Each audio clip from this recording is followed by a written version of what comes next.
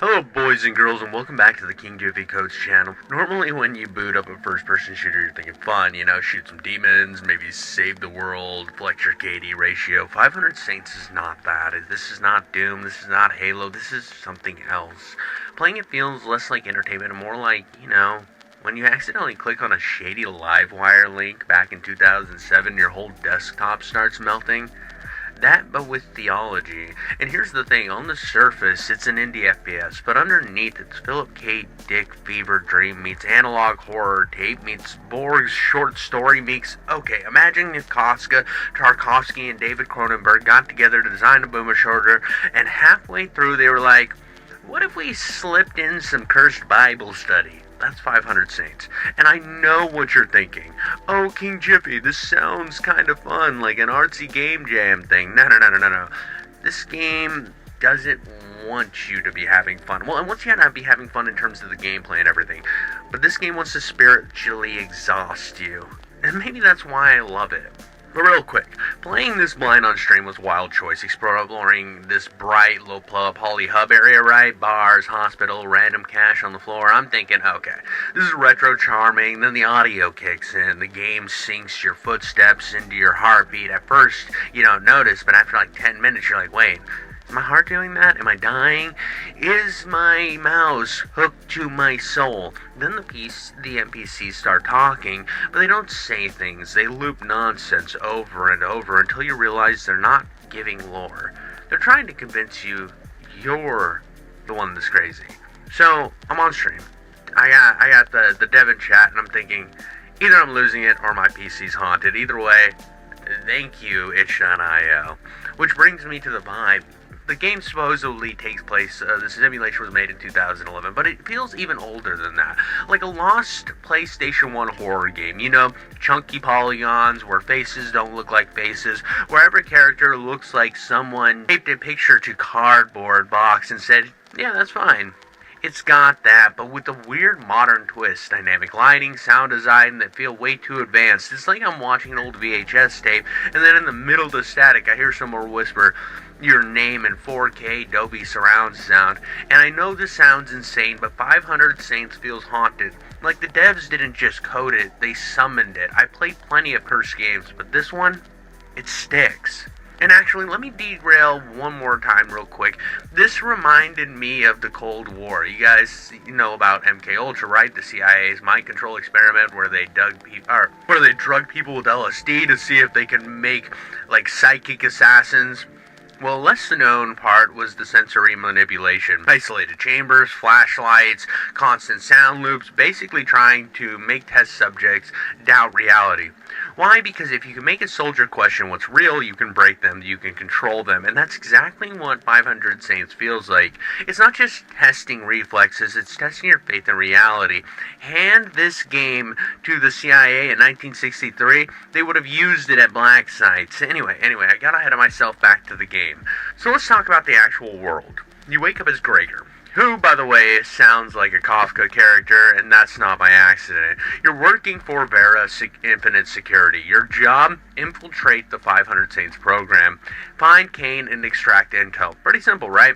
It's Mission Impossible if Tom Cruise had low poly knees and a hunger bar. But here's the catch. This isn't an open world sandbox, it's a labyrinth, not Zelda dungeon, but ancient Greek prison designed to kill you while making you question if you ever existed. The hub world is bright at first, almost kinda cheerful, but not really. But the longer you walk, the more you realize the brightness doesn't mean safety, it's blinding, shadows move weird, the light is exposing things or hiding them. NPCs are everywhere, but they're not alive, they're echoes. Some talk about divorces, some give half-baked quests, some loop the same line. The more you listen, the more you feel like you're not supposed to understand. You're supposed to hear. But which is scarier, honestly? One of the first areas is a bar.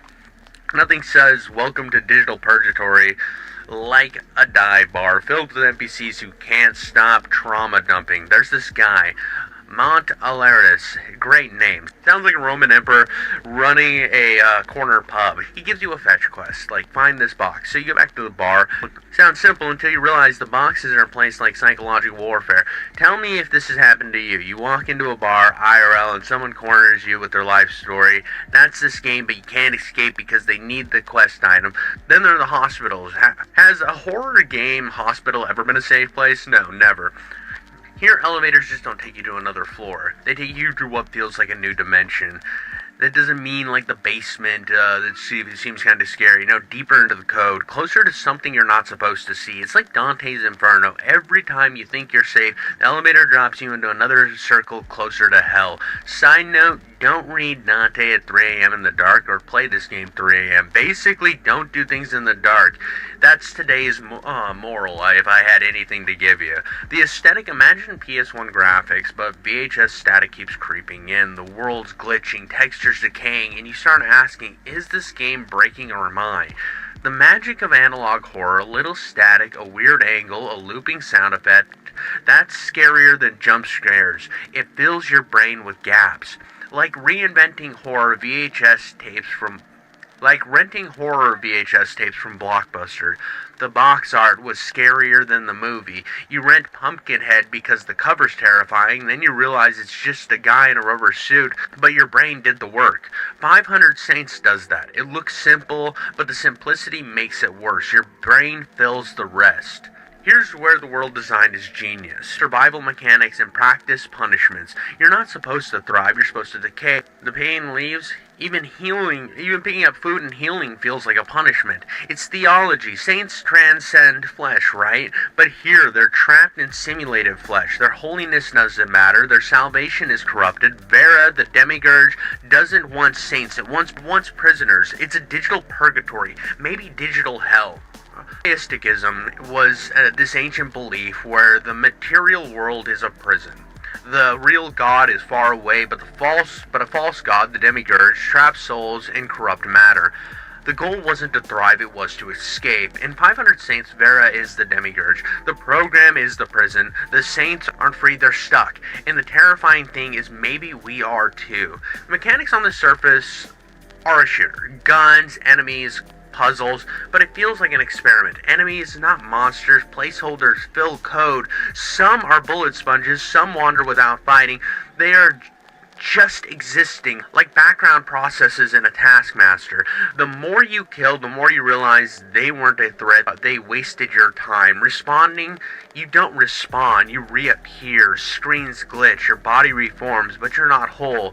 Not like the Doom guy or Halo Space Marines. Every time you respawn, it feels like a clone. Like you're not coming back, you're being replaced. Puzzles, Minesweeper, and it's a cruel metaphor for futility.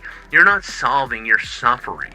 Like, I'm convinced Minesweeper originally was psychological warfare. On Windows 95 gave us solitaire to teach us patience, and Minesweeper to fear clicking wrong. It's not entertainment, it's conditioning. The CIA didn't invent it, please. The same government that made QWERTY to slow us down gave us Minesweeper for fun? No, training. Saints knows it. Its puzzles are punishment. The futility straight out of Ecclesiastes. Vanity of vanities is all vanity. Life's pointless. Eat, drink, be merry. Tomorrow we'll die. Saints is Ecclesiastes with a gun. Every respawn, puzzle, NPC loops to nothing. You never escape. You circle the labyrinth. That's not bad design. That's the point. This isn't just a game. It's a mirror. Nick Bostrom's simulation hypothesis. Either civilizations die before making simulations, or they make them and don't care, or we're in one. People like Elon Musk really love this, as well as like Joe Rogan between talking about DMT.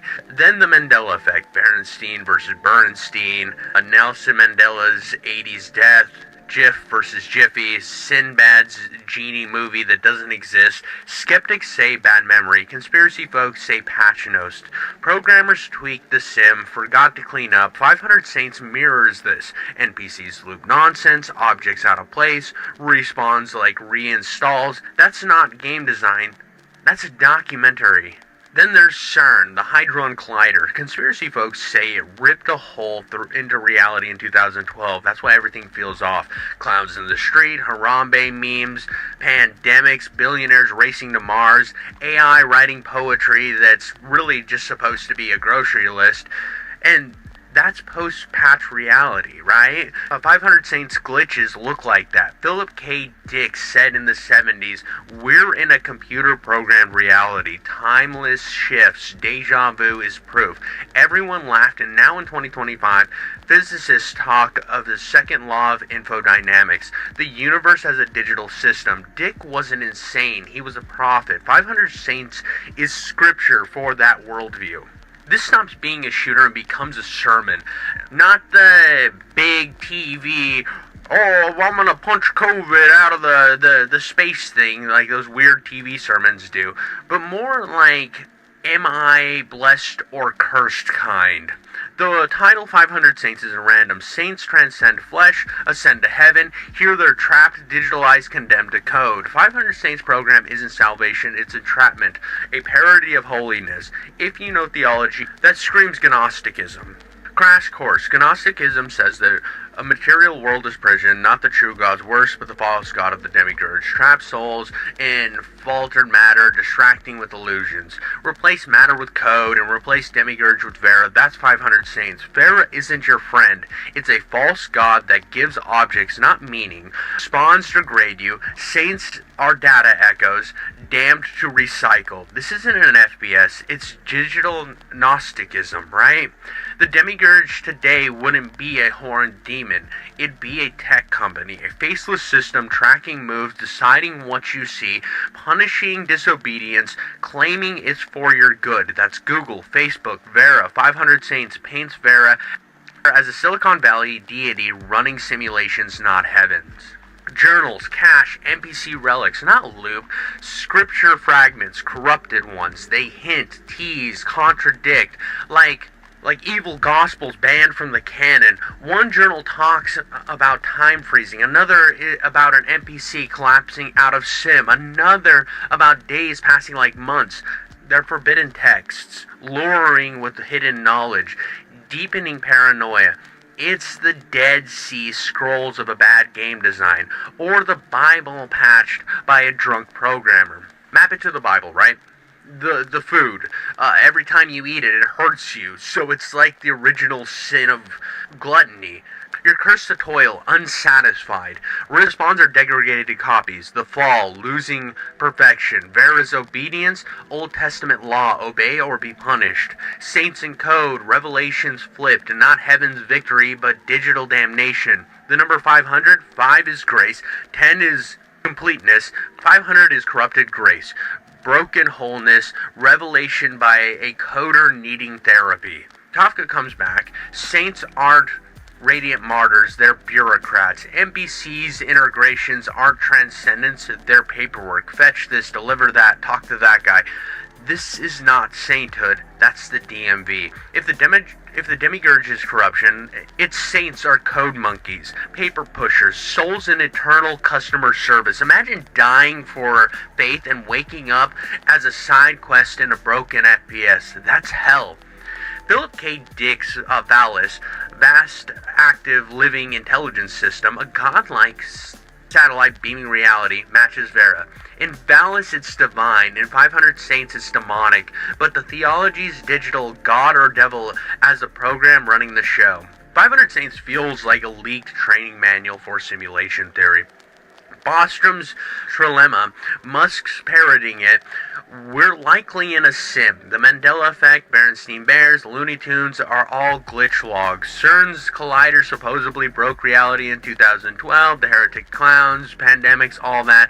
Then aliens, not green guys, but higher dimensional beings, beaming realities like Netflix, Dick's Valis is VERA, external intelligence feeding artificial reality. The 13 Illuminati bloodlines. VERA's orders come from unseen powers like elites tweaking codes, crypto surges, NFL, Mossad, Stream East takedown, GameStop 2021. Their buggy game design, Saints leans in. Elon Musk says base reality odds are 1 in a billion. If he believes that, wouldn't he tweak economies, troll social media, launch crypto projects to test the code? Dogecoin pumps, exchanges collapsing. I don't see markets, I see debugged code. Musk speedrunning the sim like Kerbal Space Program. And the Mandela effect heightens this. The Mandela effect classics, obviously we had the Berenstain Bears versus the Berenstain Bears, the Looney Tunes versus the other spelling of the Looney Tunes, Vader never saying Luke I am your father, the Monopoly Man missing his monocle, normal explanation, bad memory, conspiracy, glitchy logs, programmers, patched reality, left residue, 500 saints, NPCs, loop contradictions, ask one thing, get two answers. That's not a bug, it's Mandela effect in gameplay. The devs wink, you noticed, good luck sleeping. In 1977, Dick said we're in a computer-programmed reality. Alterations are evidence. Everyone laughed. Now physicists talk digital physics, space-time as code, quantum particle as pixels. The second law of infodynamics says information builds the universe. Dick didn't write novels, he wrote patch notes. 500 Saints is his sculpture. Programmers could be higher dimensional beings, not future humans. Dick's Valis, an alien satellite god, is VERA. Alien contact account, garbled, repetitive, fragmented like 500 Saints NPC chatter. Maybe your encounter wasn't a dream, maybe it was a lag. Then the elites, the 13 Illuminati bloodlines, the Rothschilds, the Rockefellers, the Astors, the Bundys. They run the government, media, economy. Sounds a lot like the people who actually run VERA. You look at people on social media talking about this type of stuff, and Alex Jones every day. And the 500 Saints, I felt mirrored it with VERA's orders coming from hidden powers. Kane's the middleman. The real authorities, untouchable. The bloodlines are tweaking code. And then you have these online anomalies that we deal with. The crypto surges, the $ OKB. The simulation's broken. The NFL Mozart. Stream East Takedown. What questline is that? GameStop 2021 wasn't economics, it was an Easter egg. The world looks like a buggy game design, and 500 Saints is the amalgamation of that. Philip K. Dick accused sci-fi writer Stanton Law Lem of being a communist committee, not a person. He told the FBI that paranoia inspired stuff like QAnon, deep state narratives, elites as programmers. 500 Saints is an interactive paranoia. Quests feel like busy work from a hidden committee. NPCs could be fake. Missions could be propaganda. You live the theory. 500 Saints swims in Borgs, Kafka, Cronenberg, Tchaikovsky, The Matrix, Local 58, Calvino. It's like the devs blended them into a cursed philosophy textbook. Borgs loved infinite structures, libraries with every book, gardens of branching timeline, multiplying mirrors. 500 Saints is Borgs with a shotgun. Respawns the garden of forking paths. Every death a new branch, another grayer. Journals, cryptic Borg's fragments. Labyrinth hub, the Library of Babel, endless nonsensical corridors. Time feels Borgsian. Journals talk to frozen time, months passing outside. It's time as an illusion, endless repetition. Borgs gave the labyrinth, Kafka gave the despair, because Kafka's words, endless paperwork, shifting rules, faceless authority, the trials, Joseph K. never learns his crime, the castles K. wanders bureaucracy. 500 Saints is that. Quests are bureaucratic nonsense, deliver boxes, talk to Kurt, wait for Jacqueline to collapse. Nothing resolves. The Saints are martyrs because they're bureaucrats. NPCs recite roles like call center agents in hell. Kafka's nightmare, not torture but red tape. Cronenberg's existence, a game jacked into your spine, blurred flesh and code. 500 Saints does this with their bad food as also a debuff, and the respawn glitches and the pain feedback. You feel shots, respawns degrade you, hunger feels wrong, horror from the body itself, decaying, glitching, untrustworthy, pure Cronenberg. Tchaikovsky Stalker, 3 guys in a forbidden zone where physics break, room shifts, paths loop. It's about enduring mystery. 500 Saints is Stalker with lower polygons, hospital wastelands don't explain themselves, they're uncanny, making you question progress. Tarkovsky used water, fog, silence. 500 Saints uses PS1 texture, looping dialogue, same dread, but also incorporates the things like the fog and the silence. It's absolutely incredible. Then you got like The Matrix. This is an obvious example with Neo waking from a sim. The escape fantasy, Gregor, but he doesn't get that luck. No luck for Gregor. Unplugging means deletion, not freedom. No red pill, just blue screens. Inception, Cobb spinning top, never knowing if he's dreaming. Gregor respawns are that. Each time feels like an escape, but it's not an escape, it's another layer. The top keeps spinning. Then you go into like analog horror with Local 58, Marble Hornets, the Mandela Catalog. It uses VHS grain, corrupted signals, looping broadcasts to say reality is compromised. 500 Saints is playable analog horror. Chunky polygons, looping NPC dialogue, audio glitches. You don't watch the corrupted tape, you walk inside it, sprinting, reloading, respawning as reality collapses. Italo Calvino's If Winter's Night, a Traveler Traps You, in a stories that breaks off. Metafiction, torture, 500 Saints embodies that. Quests promise meaning, then collapsing. NPCs hint at truth, then glitching. You're not playing Gregor, you're reading Calvino. The story eats itself. 500 Saints has two endings, neither good, neither triumphant. They're traps, different flavors of despair. The game's not about winning, it's about living in a system where victory doesn't exist. You choose self-erasure, unplugging from VERA, stop responding, stop existing. Sounds like you escape, like Neo leaving the Matrix. No, it's not freedom, it's void. Gregor doesn't make it to a higher reality. He ceases, deleted like a corrupted save data. Not liberation, annihilation. Death isn't a door, it's an off switch. No soul, no afterlife, just silence.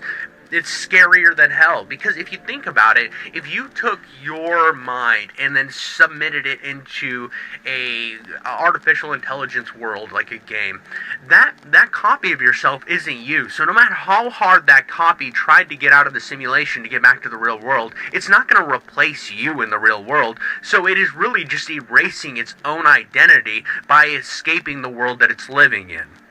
But then you get into the other ending, right? You finish the mission, or you think you do. VERA resets you, another loop, another Gregor, more fetch quests, respawns. It's Notchki's internal run, living every pain forever.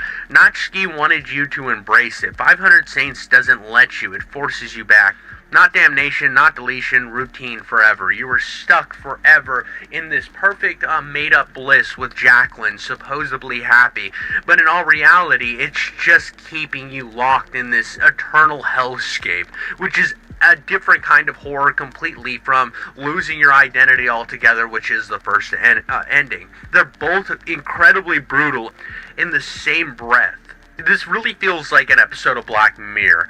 It ends in despair, but hints at hope. Tech fixes, fix life. 500 Saints doesn't. It shrugs. You're stuck. No moral grind. There is no hope. It really does feel like 100% like this could have been an incredible Black Mirror episode. Campus said, "The struggles fills man's heart. Imagine Cephalus happy. Gregor's not happy. He's hungry, degraded, tired of NPCs. The absurd isn't noble, it's exhausting. 500 Saints laughs, not this time. Gregor's not the one looping. You are. Die, respawn, repeat, quit. You're still looping. Wake, eat, work, sleep. 500 Saints mocks you. Did you think this was just a game? You're in a trap. You've always been. The real ending, the life's a game without a windscreen. You're stuck with me. Thank you. You're trapped in the simulation with me. Poetic. We're all Gregor. Welcome to the 500 Saints program. What do? If the game's right, there's no happy ending, erasure or repetition. Nothing are the same forever, but despair's not the only takeaway. Maybe Musk is right? We're in a sim. Maybe CERN ripped reality. Maybe Dick was right and time ended in 70 AD. But even if we're in a sim, this is our world. Hunger, nausea, wounds, hurt, NPCs, family, friends, bar weirdos, feel real. The point isn't breaking the sim, it's making it bearable. That's why 500 Saints hits hard. Saints aren't saints because they escape, they endure. They were kind, sacrificed love, knowing they were trapped in flawed matter or corrupted code. That's the lesson. Not freedom, but resilience. Gregor fights, searches, questions. That's sainthood in the sim. You're looping too. Every time you play, work, text friends, you loop. But you add something, a joke, a memory, a choice. Gregor doesn't get that choice, but you do.